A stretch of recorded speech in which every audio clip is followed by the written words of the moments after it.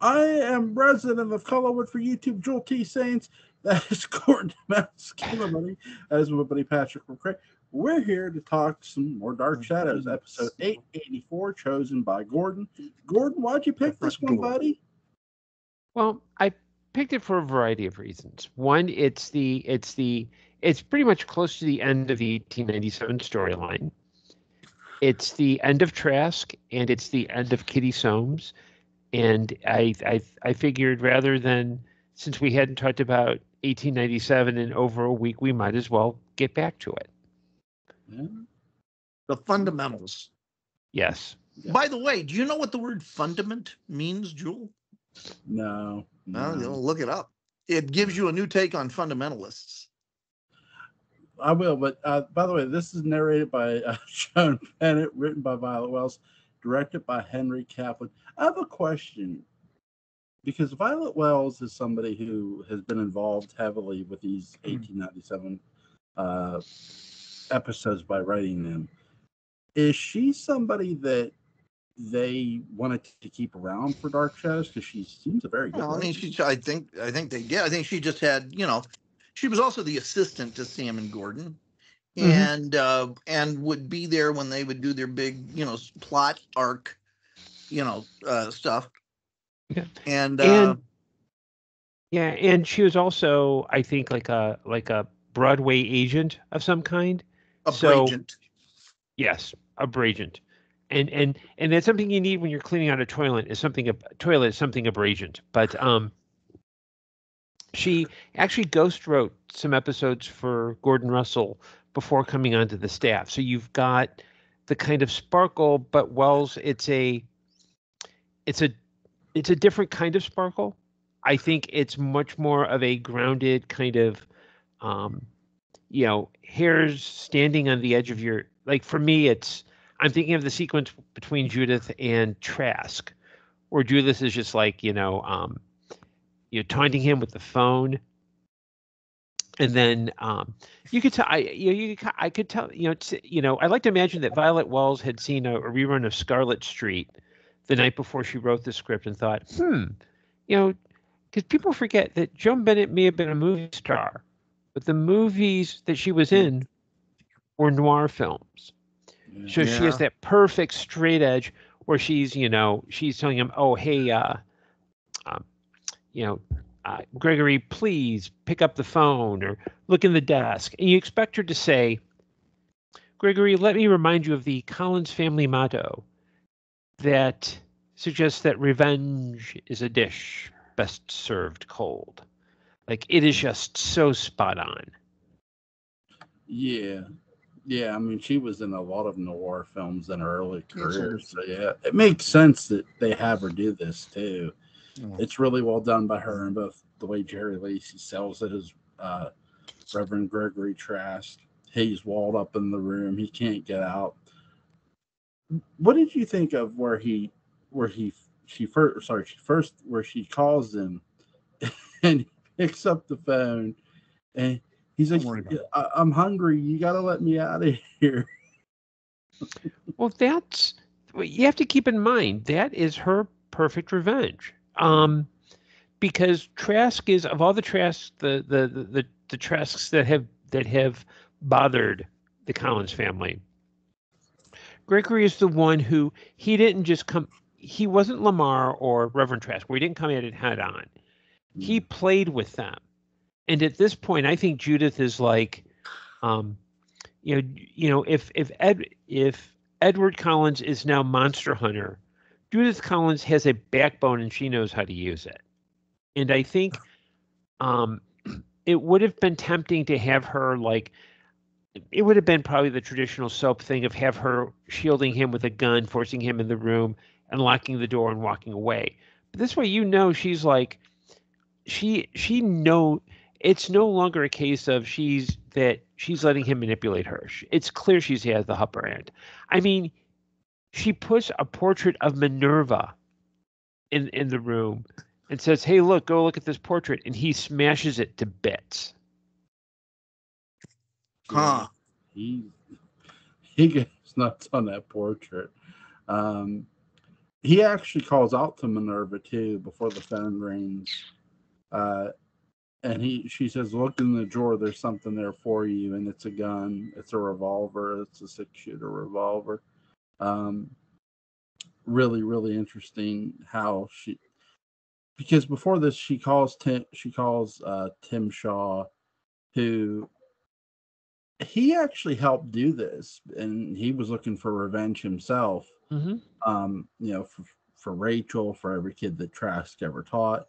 I do love, my favorite line in this is when Jerry Lacey is reminiscent about how he put the kids in a dark room and how they were scared of the dark and they would shout, "Let me out." And he mimics that in this. Really, really creepy, edgy, but really, really good. What did you think, Patrick? I thought it was just grand. It's nice to see Trask, get his comeuppance and kind of. I feel vaguely sorry for him. He's reduced to infantilism and so on. And I mean, that's mess with the bull, get the horns, and nobody has horns like Judith. What did you guys think of Kitty Soames, Gordon? Well, I think it was with Dark Shadows. I think it was one of the great twists that it executed, because it starts out, Barnabas is thinking, "Oh, well, Rachel Drummond is Josette." She dies, and all of a sudden, it's Lady Kitty, Kitty Soames, who is the new Josette. And I think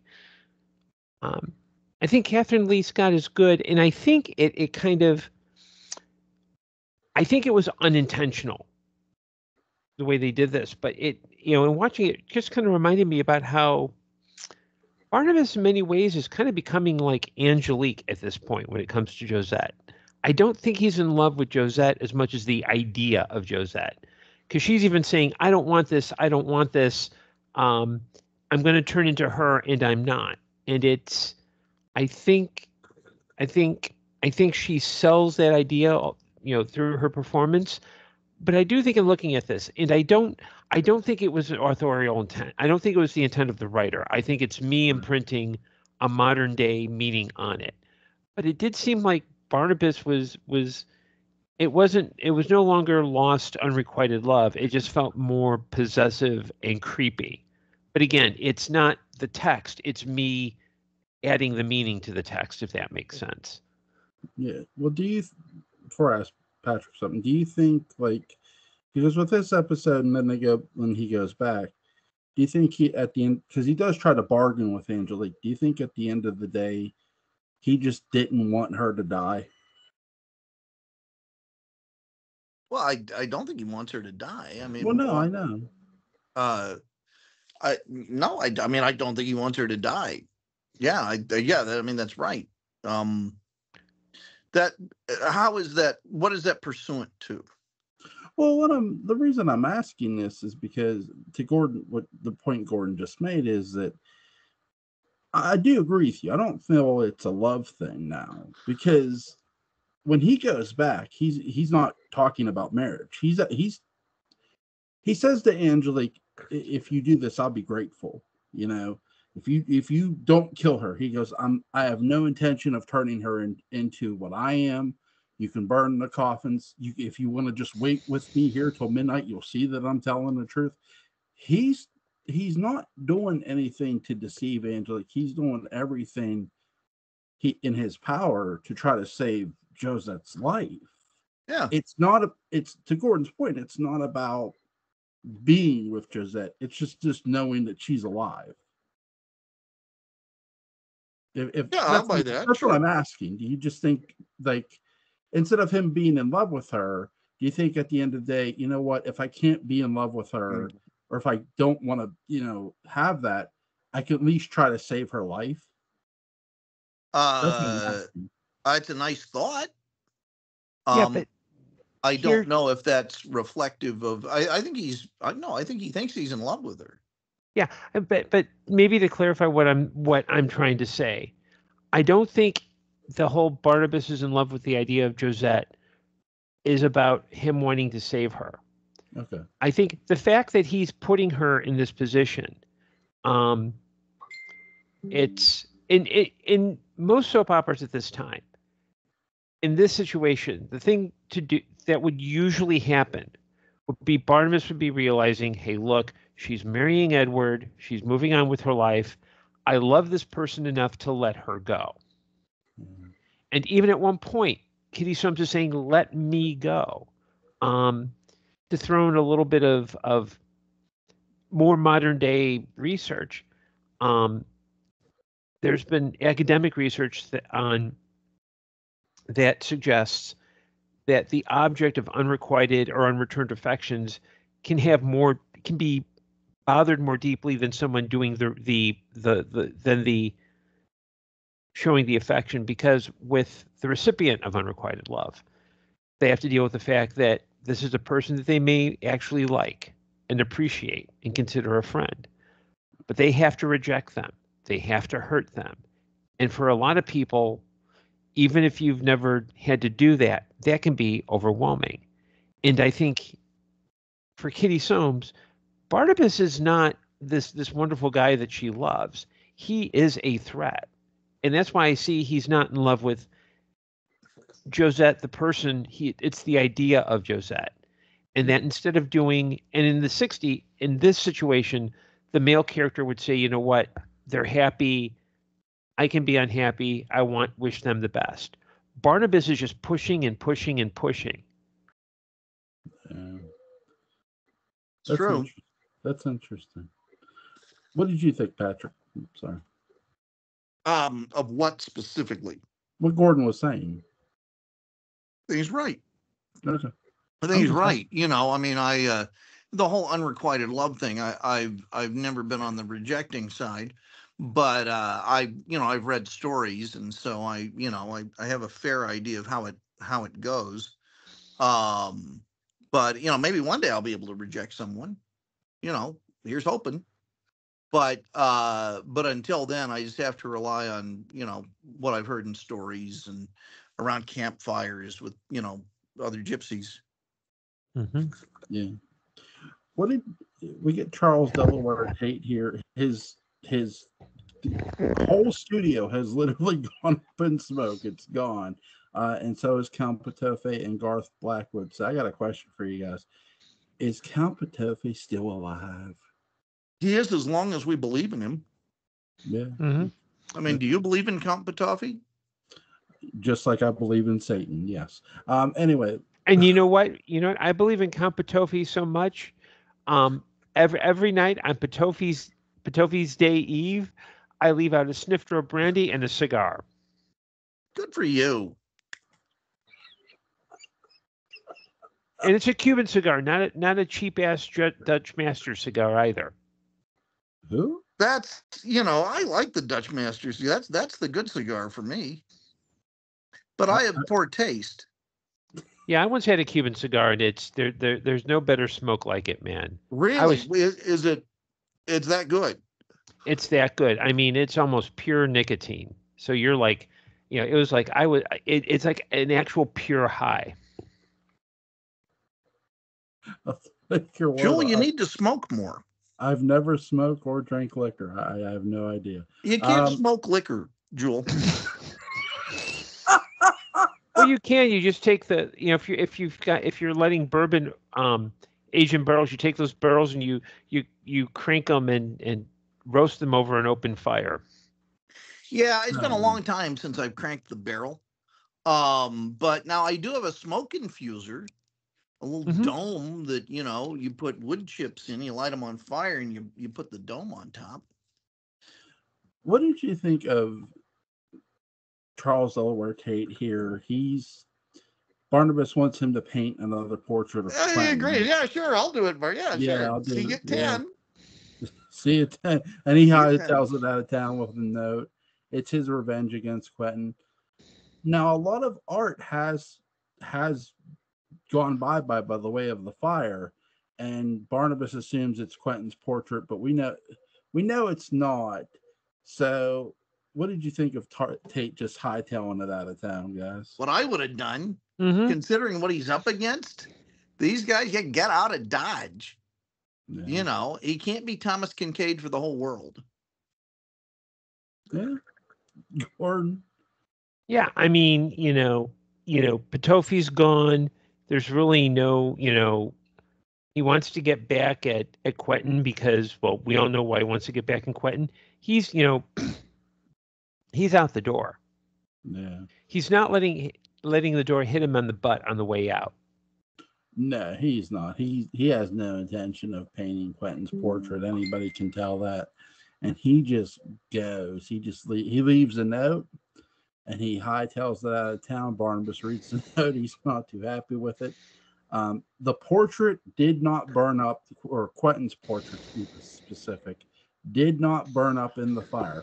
What Charles Delaware Tate did is he painted another portrait, or Quentin's portrait, to hide it, and it's gone. It's not in town. Jules, spoilers. We there may be still people who haven't made it past 884. They may be on like 885. They don't need to know that. You just spoiled it for them. You spoiled a 50-year-old soap opera, Joel. I hope you're proud. I am. I feel. It's funny because on the Discord, there was someone who was really going to town on spoilers, and I think they even I think in one Daybook review there was someone who complained about spoilers, and it's like, what? This is a show that's had a lot written about it for 55 years. What am I spoiling? Do you know what I mean? But nevertheless, there's someone on Discord who was quite passionate on the subject of spoilers, and that's why at the beginning of Daybook Unbound there is that "Here be spoilers" warning. That was just for them. Did I get acknowledged? Did I get a thank you? No, you didn't, did you? But I'm not saying one way. You'll have to look for yourself. Okay. Nothing gets a subject changed faster to something other than the Daybook than mention of the Daybook on Discord. It's amazing. They're nice people, but oh man, if I used Discord more regularly, I would jump on. But you're welcome to. It's free. I haven't been on. Oh, I know, but it's Discord. I find a bit confusing. I've used it for like online conferences, and it's just it's a language, that you learn. It's nothing like the insane world of either Snapchat or TikTok, neither of which I can navigate nor understand. Yeah. Now, Jules, you do a lot of those TikTok videos, right? No, I'm not on TikTok. You do the thing where you like walk up to the camera and then you walk back and you're topless. You do though. Come on, Patrick. I think you're confusing TikTok with OnlyFans. Oh, all right. It could be right. Yeah, because I don't think Jules on TikTok. I do know he's on OnlyFans. No. Lord. Good Lord. Well, they have lots of people on. They have lots of regular folks on. OnlyFans has tried to kind of expand its reputation. I bet. I bet they have. Oh my God! What's you guys' favorite scene in this episode? Well, I mean, seeing Gregory Trask get what's coming to him. Yeah, I mean, just those scenes are they're so well written, they're so well shot. It's like, if you're going to end 1895, which they were at this point, that's like it is the best way to count down the end and the start of the next storyline, because you've got Judith getting her own, and you've got Quentin saying the Quentin and Amanda moment, and then you've got Barnabas basically being told, dude, seriously, just let her go. Pardon me, gentlemen. I'll be back in just a second. I apologize. No, that's fine. No, I do think that one of my favorite scenes in this is I love the scene where Judith has an interaction with Kitty, and Kitty hands the ring back to Edward. And again, you have a character who's very conflicted. She, like you guys pointed out, she's telling, Josette, let me go. Like, she doesn't. And even when Barnabas goes back before the Leviathan kidnapped his ass, when he goes back in time to his own time, he doesn't ask about. He goes, "Where's Kitty? Where's Kitty?" Like, because Ben Stokes appears, and he's like, "Where's Kitty?" And Ben's like, "Who you talking about?" He goes, "I've come from another time." And Ben's just like, "No, you didn't meet me, so I came to find you." It's a great conversation between the two characters. But he says to Ben, "You know what? Josette's going to be in her room. Go to her. If Kitty is in Josette, that's where Josette's going to be. But tell Angelique to meet me in the old house." And that's where he has that conversation with Angelique. I know that's not in this episode, but it sort of ties up this episode in a sense too, where when Barnabas goes back in time to his own time, it's really, really good. And we get the appearance of the first official, which, by the way, that's going to be my pick, is actually literally the episode where the Leviathan first appeared to Barnabas, which is so much stuff going on. Crazy Go Nuts. Jardians, which is really good. But yeah, I really enjoyed the conversation between Joan Bennett, Joan and Catherine Lee Scott, Katie Soames, and Judith. This is, interesting thing about this is that when you see the way that 1897 begins, you really have no idea that this is how the whole sequence is going to end. It ends maturely and with Judith taking a sick little bit of revenge, with Trask, brought to his knees. It's a really, and if you're a Trask, you're probably going to get walled up in something. Maybe it's parallel time, but they do wind up, isolated from the rest of society. And there's this whole thing, it began with a bang and ended with a whimper. And normally that's an insult. But in this, it's just such a sign of the strange maturity that the show is going towards. And I like that. And if there's a fire and a painting of Josette, there's actually a warning on the paint. Don't stand too close to it. You don't combine those things. It's like a fork in an electrical socket. No. Joel speaks from experience on that one. I remember that episode. Yeah, especially since it happened in real time. Yeah, I believe that happened. Oh, never mind. Julie, you vaccinated? It's a personal question. You don't have to answer it. Yes. Good for you. Gosh darn it. Yeah, you're a good guy. When I was with my other primary care doctor, he gave me a shot. Well, it's free, It's about to not be. You could get here in Pennsylvania, when they did the vaccinations, you could get them a couple places. You could get them at your pharmacy. I get them in the arm. Or you could get them at your primary care. And when I scheduled my appointment, my former primary care, "Hey, do you want it?" And I said, "Yeah, sure." So, is that how you would want to take Jardiance? Absolutely, right in the ass. Anyway. Okay. It's funny. Last time Joel asked us about our fetishes. Now it's. I mean, this is really becoming an R-rated podcast, isn't it? Like, we're really pushing against YouTube community standards. Deanna Cologne's a nice lady, and she's on America's Got Talent, and she's full of life and energy and fun. What's you guys' favorite commercial? What's a commercial you guys both? Easily for me, it's I feel like Chicken Tonight, where people just spontaneously were doing this. Remember Yeah. that? I feel like chicken tonight, like chicken tonight.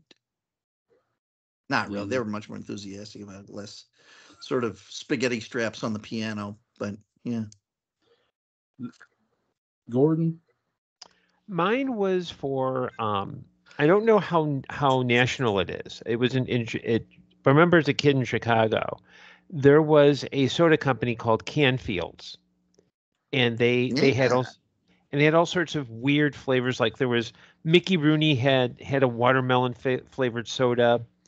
There was Diet Chocolate Fudge, which tasted horrible. They had like a cherry chocolate fudge or something like that I thought was pretty good. Hmm. And they would do like these ads, and at the end you'd have Jim Backus, Thurston Howell from Gilligan's Island, and in his best Mr. Magoo voice, storekeeper, Canfields for everyone. They when Godfrey Cambridge made Watermelon Man, he had a Mickey Rooney flavored soda. And you don't want to ever drink a Mickey Rooney flavored soda. It's all I drank. I have a recipe for making the syrup myself. I Oh, make it with you soda poor stream. guy. You poor guy. All that salt. Well, it's okay. Now you have old One of the Boys Mickey Rooney soda, which is a good mixer, and that's a lot of salt. Or you have the Young Midsummer Night's Dream, salt. You have a sort of a soy sauce, highly racist one for Breakfast at Tiffany's. What about Andy Hardy? That pairs well with the Judy Garland soda, which tastes like 40 Reds and a quart of vodka. Mm-hmm. We're still doing. Are we talking about Dark Shadow? Well, yes. we're still doing Thanksgiving tomorrow night, right, Patrick? No, I did Thanksgiving back in November, Joel. the movie, man. Well, tomorrow night's Thursday. Well, that's right. Friday. We're going. Yeah. Right. Now, Gordon, I'm telling you, Thanksgiving's a pretty good movie. I mean, it really, when we talk a lot about the slasher genre and all that. Every few years, I feel like there is a movie in that genre that made by a smart person that really takes all of those, those tropes that get tired and does something kind of new with it. For me, Thanksgiving is, for one thing, it's just about ruthless capitalism, but it's also, I felt like had some January 6th qualities, just with crazy mobs and security cameras going offline and stuff like that. Scream, before it became its own cliche, Scream kind of had that effect when it came out. Devil's Rejects sort of did that. Mm-hmm. Eli Roth's a talented director. So yeah, we're talking about Thanksgiving. You're welcome to join us. It's a for a Grand Guignol kind of thing. It's a clever take. I think I'll pass on the conversation, but I will check out the movie. Okay. I think you'll like it. What are you guys doing tomorrow night? I don't know. What are we doing? Jordan, you good for tomorrow? Or? What are we talking about? Episode 886. Are we back by that point? It's it's the sort of the start of the Leviathan arc. Now, okay, so Joel, here's an interesting thing. Does it end with Barnabas finding the altar, or does it? He finds the altar, and it's really weird what happens when he sees Oberon. I think he's like, yeah, I've seen the episode. Like he recognizes him, but it's not explained how he recognizes him. Denny's. They show up at Denny's around the same time, and they're like, "Oh, moon's over my hand." It's the Collinsport Denny's where Maggie's little sister Julie works. You know what? Julie turned out to be kind of a hottie. Yep, and then there's the middle brother Bob, who had his own restaurant. Really? Yeah, it was down on the farm. Yeah, Bob Evans down on the farm. Bob Evans. Yeah. This explains so much of Tennessee. There's a sausage called Tennessee Pride. Mm-hmm. Where's it made? Kentucky. even sausage really is hesitant to, truck too much with the Tennesseans. And see, up in Chicago, we get ads telling us to pick up a pack or two of Tennessee Pride. That's okay. Now, so they call my packages Tennessee Pride. Yeah, Al Purnell. That's all in Kentucky. And I'm sure you all get. Yeah, so Tennessee Pride is a bunch of dirty, dirty liars. And I'm sure you all get the Heinz ketchup ads, right? Well, I remember Roger Davis, thick, rich Heinz. Remember that? Yeah. Heinz ketchup, yeah. That's not a localized thing. That's like a worldwide brand. It makes Hunt's obscure, and yet Hunt's is the superior condiment. Is there speaking of Roger Davis, just to go off on a weird tangent that we can come back to, I had checked out. I was looking at audiobooks in my library, and I saw Marcus Aurelius read by Roger Davis. Oh wow! Except when I played it, it wasn't the Roger Davis you would expect. It was a British guy sounding like he was doing a really bad impersonation of Roger Davis. I would do it, but I feel like I would be insulting either one of you inadvertently, because the accent was just kind of weird. Wow, that's interesting. That's interesting. Is there anything you guys want to add about this episode before we go? It brings out the natural varnish of the wood. He said wood.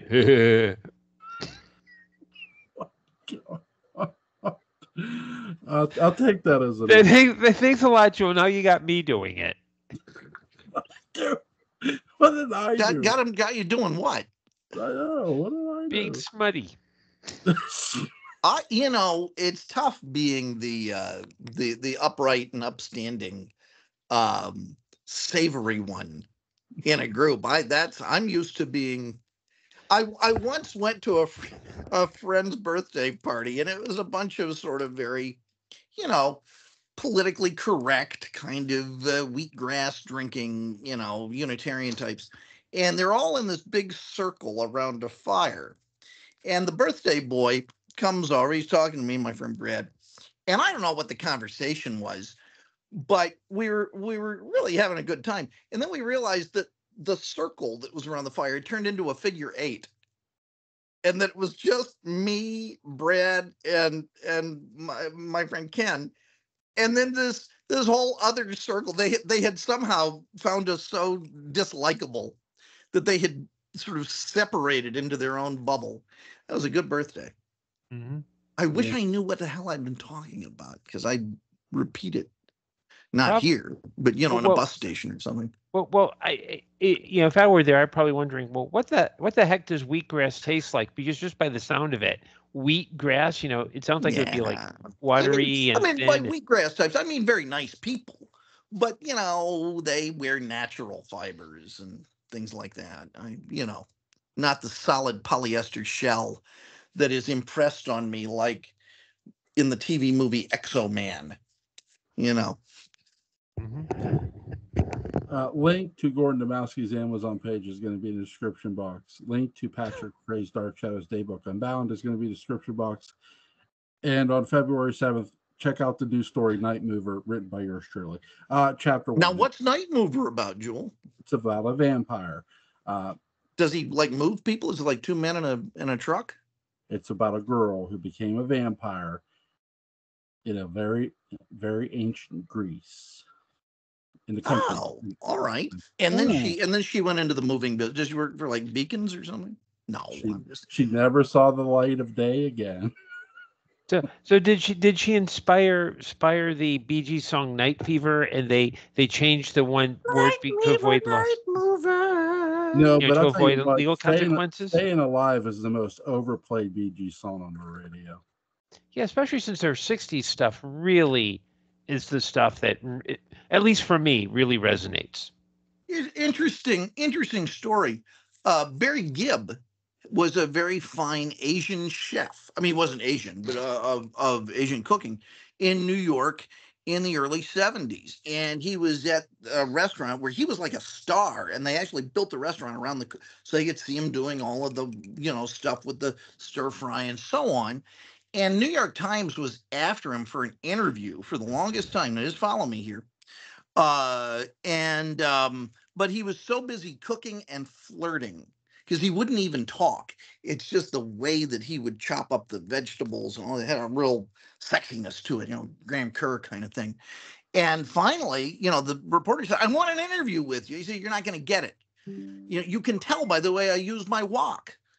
I'm a woman's man, no time to talk."